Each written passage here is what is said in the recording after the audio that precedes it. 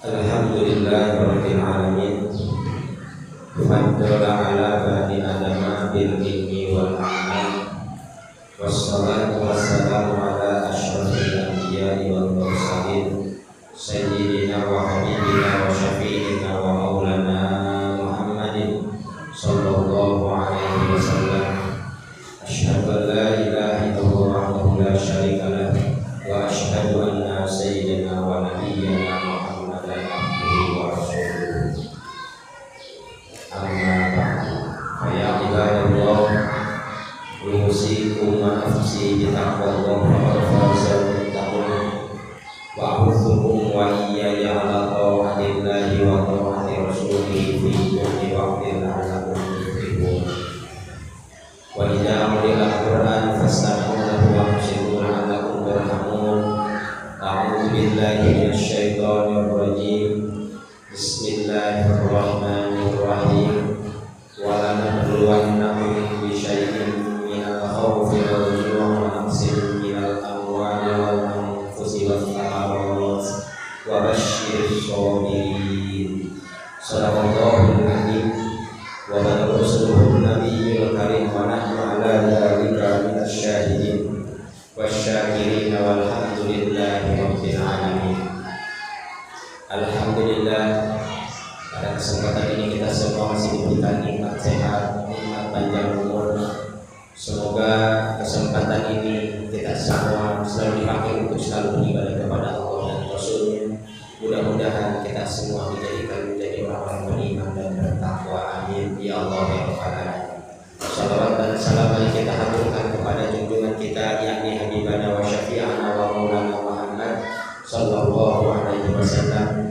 Mudah-mudahan kita semua kelak nanti yakni menjadi salah satu bagian umat beliau. Amin ya Allah ya Rabbal alamin. Ma'asyiral muslimin rahimakumullah. Pada Jumat ini saya Hafir Al-Fakir selaku Habib mau berwasiat kepada diri sendiri, umumnya kepada kita semua. Marilah kita tingkatkan kualitas keimanan dan ketakwaan kita kepada Allah Subhanahu wa ta'ala. Karena dengan sebab iman takwa inilah kita bisa dijadikan menjadi hamba-hambanya Allah yang beriman dan bertakwa. Mudah-mudahan kita semua, khususnya umumnya semua keluarga kita, dijadikan menjadi golongan orang beriman dan bertakwa. Amin ya Allah ya Rabbal alamin. Ma'asyiral muslimin rahimakumullah. Manusia adalah salah satu makhluk yang paling sempurna dibandingkan makhluk yang lain. Alasannya kenapa manusia itu dijadikan menjadi makhluk yang paling sempurna atau lebih utama dibandingkan makhluk yang lain, dijelaskan di dalam kitab Ta'lim wa Ta'lim. Syekh Al-Januzi mengatakan, faddala ala bani adama bil ilmi wal amal. Kata Syekh Al-Januzi, manusia itu mempunyai kelebihan dibandingkan makhluk yang lain karena dengan dua sebab. Yang pertama adalah manusia diberikan ilmu, yang kedua manusia diberikan amal. Akan tetapi meskipun manusia itu lebih utama dibandingkan makhluk yang lain karena diberikan ilmu dan amal, akan tetapi manusia tidak akan luput dari yang namanya ujian. Kalau manusia masih diberikan akal sehat, berarti manusia itu tidak akan luput daripada yang namanya ujian atau cobaan. Lalu ada berapa ujian dan cobaan yang akan menimpa diri kita? Salah satunya kita sebagai manusia yang berakal. Dijelaskan di dalam Al-Quran surat Al-Baqarah ayat 155. Bismillahirrahmanirrahim. Walanabluwannakum bisyai'in minal khawfi wal ju'i wa naqsin minal amwali wal anfusi wath thamarat wa basyyiris shabirin. Di dalam ayat ini ulama ahli tafsir menjelaskan bahwa manusia meskipun sudah diberikan ilmu dan amal, manusia diberikan akal sehat, hati nurani, manusia tidak akan jauh, yaitu yang namanya diberikan ujian dan cobaan. Akan tetapi di dalam surat Al-Baqarah 155 Allah menjelaskan bahwa manusia itu pasti diuji oleh Allah dengan 5 perkara. Yang pertama adalah minal khaufi, rasa takut.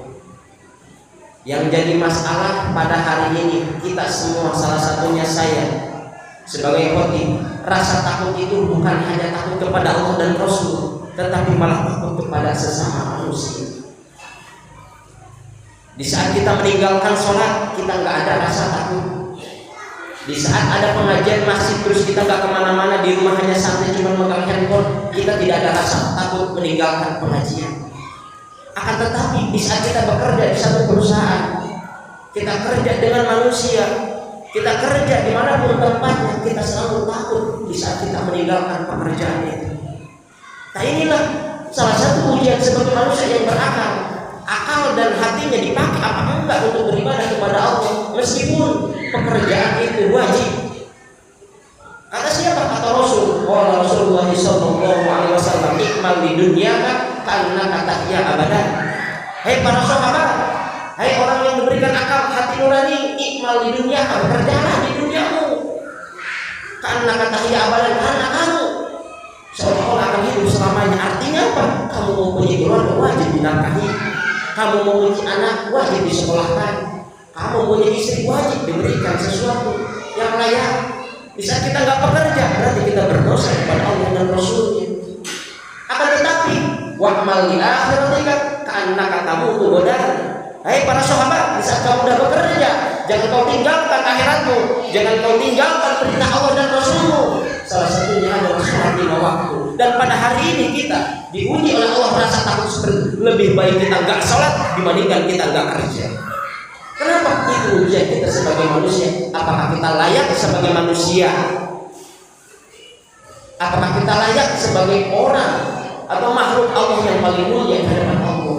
Tetapi di lapangan kita tidak ada rasa takut kepada Allah dan Rasul. Yang kedua, ujian, cobaan yang kedua diberikan oleh Allah kepada manusia.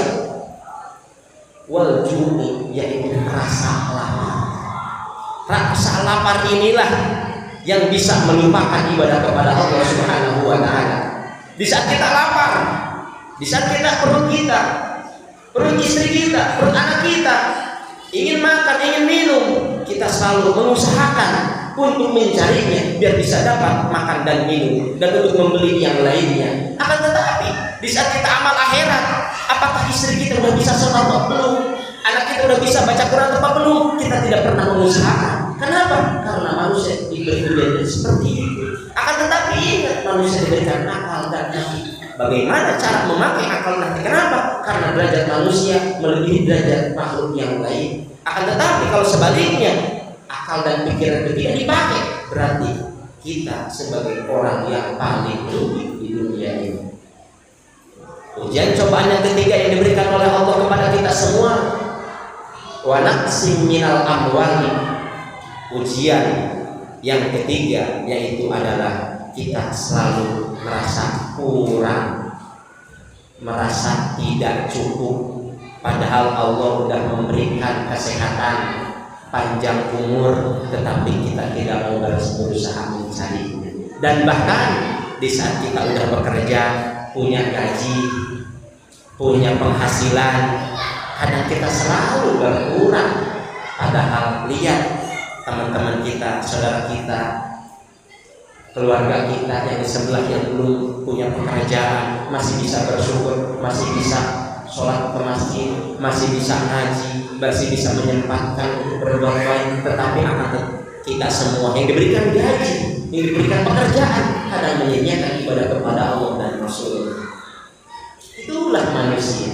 Yang keempat, ujian yang diberikan oleh Allah kepada manusia adalah walaqsim minal anfus, yaitu badan kita.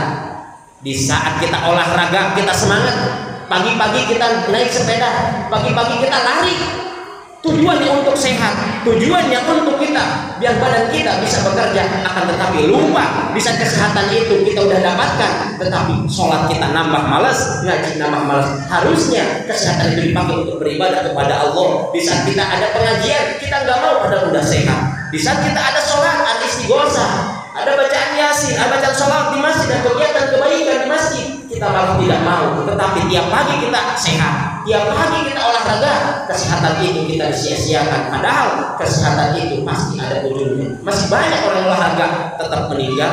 Akan tetapi usahakan kesehatan itu untuk beribadah kepada Allah. Kita olahraga, kita lari, kita jogging, kita sepak bola, kita futsal, kita bulu tangkis, niatin biar kita kuat sholat tahajudnya, biar kita kuat sholat fardunya, biar kita kuat sholat sunnahnya, biar kita kuat ngebantu orang tua, biar kita kuat berbuat kebaikan yang lainnya. Akan tetapi di lapangan menyatakan setiap orang yang udah olahraga malah malas sholat, malah malas ngaji.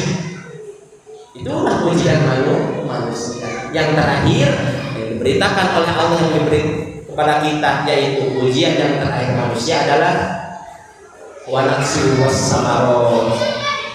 Di saat manusia sudah mempunyai penghasilan, di saat manusia sudah mempunyai pekerjaan yang enak, yang nyaman, udah punya rumah, udah punya mobil, udah punya fasilitas yang lainnya, manusia selalu mengeluh, manusia selalu merasa kita itu kurang cukup. Padahal kita sebagai manusia udah diberikan fasilitas oleh Allah, mulai dari nafas dan gerak, tetapi kita tidak dipakai nafas dan geraknya. Nafas dan gerak kita hanya dipakai untuk bermaksiat. Nafas gerak kita selalu dipakai untuk berbuat kejelekan. Nafas kita diberikan oleh Allah tiap detik, gerak kita diberikan oleh Allah tiap detik. Kita tidak dipakai untuk selalu beribadah. Bahkan kita lebih senang maksiat dibandingkan berbuat baik. Lebih baik kita maksiat dibandingkan beribadah kepada Allah. Di saat kita ngaji pengen cepat selesai, di saat kita sholat pengen cepat selesai, tetapi di saat kita diberikan kesehatan panjang umur, di saat kita maksiat selalu kurang, selalu pengennya lama, selalu pengennya lebih, tetapi di saat kita ibadah kepada Allah pengen cepat selesai. Itulah manusia yang selalu diberikan oleh Allah yang namanya ujian. Ujian seperti itu bukan tontonan, tetapi untuk pelajaran buat kita. Bagaimana ujian yang diberikan oleh Allah 5 macam ini, apakah kita masih bisa, apakah sanggup?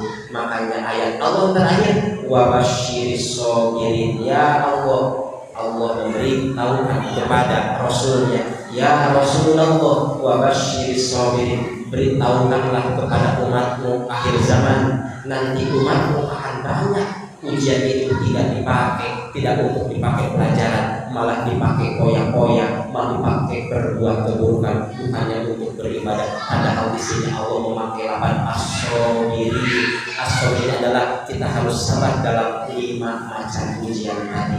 Berarti kalau kita ingin menjadi hamba-hamba Allah, dijadikan orang beriman dan bertakwa, kalau kita ingin beruntung di dunia dan di akhirat, berarti kita harus melalui cobaan yang 5 tadi, kita pelajari dan kita jalankan sebagaimana yang diperintahkan oleh Allah dan Rasulnya.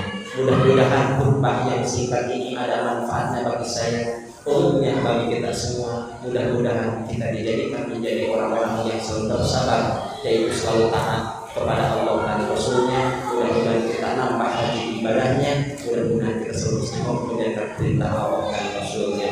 Barakallahu wa lakum fil Qur'anil azim wa nafa'ani wa iyyakum bima fihi min ayati wa dzikril hakim. Fataqabbalallahu minni wa minkum tilawatan innahu was-sami'ul alim.